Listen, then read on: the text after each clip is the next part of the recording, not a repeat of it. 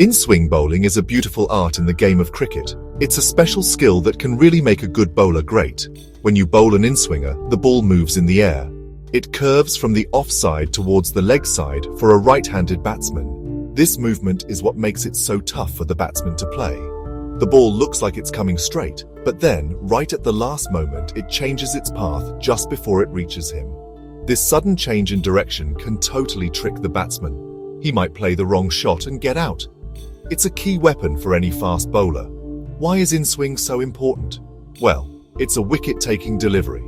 The main goal is to beat the batsman. When the ball swings in, it targets the stumps and the batsman's pads.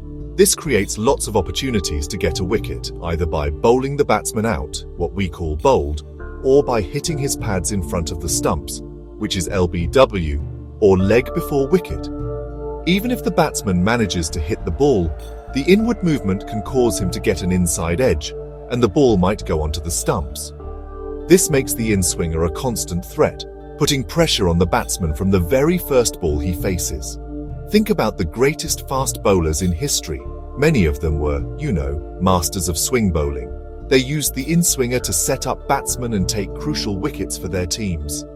A new, shiny cricket ball helps a lot with swing. The seam of the ball and the shiny surface work with the air to create the movement. As a young bowler, learning to swing the ball will give you a big advantage.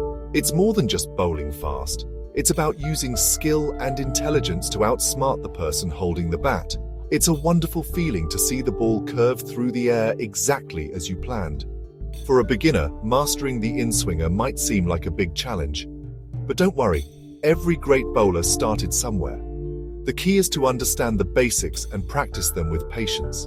It's not about raw power or speed at the beginning. It's about control, technique, and a good understanding of how the cricket ball works. This guide will help you learn the steps. We'll go through everything you need to know, from how to hold the ball to how you release it. With dedication, you too can learn to bowl this magical delivery. The first step to bowling a good in-swinger is the grip. How you hold the ball is everything. You need to hold the cricket ball with the seam pointing towards the leg slip or fine leg position. Imagine a clock face on the ball. The seam should be angled at about 1 o'clock. Your index finger and your middle finger should be placed on either side of the seam. They should be close together, not wide apart.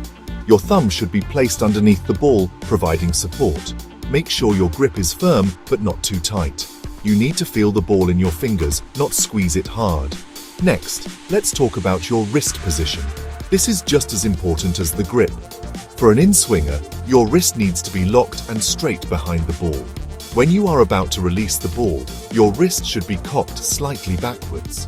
This position helps you to impart backspin and side spin on the ball, which is essential for making it swing. Think of your hand as a solid unit that will guide the ball towards its target. A floppy or loose wrist won't give you the control or the swing you're looking for. Keep it firm and straight all the way through your bowling action. Your body posture before you start your run-up is also very important. Stand comfortably at your mark. Your body should be aligned towards the target, which is the batsman's stumps. Your non-bowling arm should be used for balance and to help generate momentum. Your eyes should be focused completely on where you want the ball to land. This focus helps your body to follow through in the right direction. A balanced and stable starting position sets the stage for a smooth and effective bowling action. It prepares your body for the physical effort of the run-up and delivery. Let's review these key points. The seam must be angled towards the leg side. Your fingers should be on either side of that seam, close together. Your thumb gives support from below. Your wrist must be locked and straight, ready to snap through at the point of release. Your body should be balanced and aimed at your target. Getting these basics right is the foundation of good in-swing bowling. Practice just holding the ball with the correct grip while standing still. Get used to the feel of it. This muscle memory will help you when you start your full run-up. Your run-up is the engine of your delivery. It builds the momentum you need to bowl with pace and control. For an in-swinger, you don't need a very long run-up. It should be smooth and rhythmic. Start slowly and gradually increase your speed as you get closer to the crease. Try to run in a straight line towards your target. Some bowlers like to run in a slight arc, which can help. But for beginners, a straight run-up is easier to master. The goal is to arrive at the bowling crease balanced and ready to deliver the ball without losing your posture or control. As you approach the crease, your body action becomes crucial. This is called the gather. It's the moment when you jump into your delivery stride. For an in-swinger, it is helpful to have a slightly more closed-off action. This means your front foot lands pointing slightly towards the leg side, not straight down the wicket. Your front arm should go up high and pull down hard. This helps to pull your bowling arm through quickly and powerfully. Your head should be still and your eyes fixed on the target. A stable head means a stable body, which leads to better accuracy. The release is the moment of truth. This is where you make the ball swing. As your arm comes over the top, keep your wrist locked in that in-swing position we talked about earlier. The seam must be pointing towards fine leg. As you release the ball, you want to pull down on the seam with your fingers. This action imparts backspin on the ball, which helps the shiny side travel faster through the air than the rough side. Your fingers should be the last part of your body to touch the ball. The release point should be high, allowing the ball to travel a good distance before it starts to swing. After releasing the ball, your job isn't over. The follow-through is very important.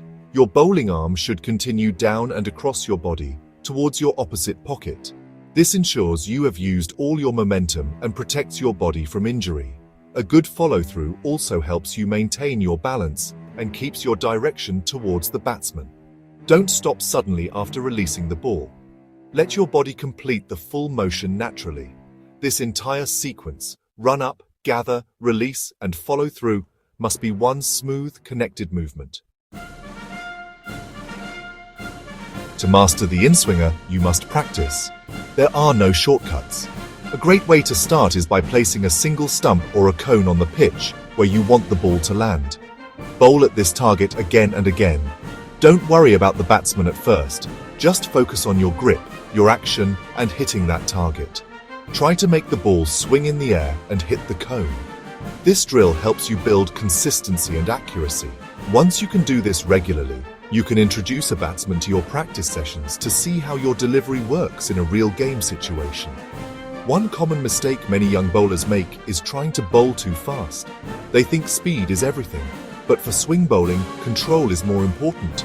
If you try to bowl too fast, you might lose your wrist position or your smooth action. This will result in the ball not swinging at all. So start at a comfortable pace where you can control your body and the ball. As your technique improves and you get stronger, the pace will come naturally. Remember, a slow in-swinger that hits the right spot is much more dangerous than a fast, straight ball. Another common error is having a floppy wrist. Many beginners do not keep their wrist locked and firm behind the ball. A weak wrist will cause the seam to wobble in the air instead of staying in the correct position. To fix this, you can practice by just flicking the ball up in the air with the correct grip and wrist action. Watch the seam. Does it stay straight or does it wobble? Practice this simple flick until you can get a stable seam position every time. This will train your wrist muscles to stay strong through the entire bowling action. Finally, be patient and stay positive. Learning a new skill in cricket takes time and a lot of effort. You will bowl many balls that do not swing. You'll have days where nothing seems to work. This is normal. Every single professional bowler has gone through this. The important thing is to not give up. Keep practicing the basics, watch videos of great swing bowlers, and maybe ask a coach for advice. Celebrate the small successes, like when you see the ball curve just a little bit. With persistence and a love for the game, you will master the art of in-swing and become a much better bowler.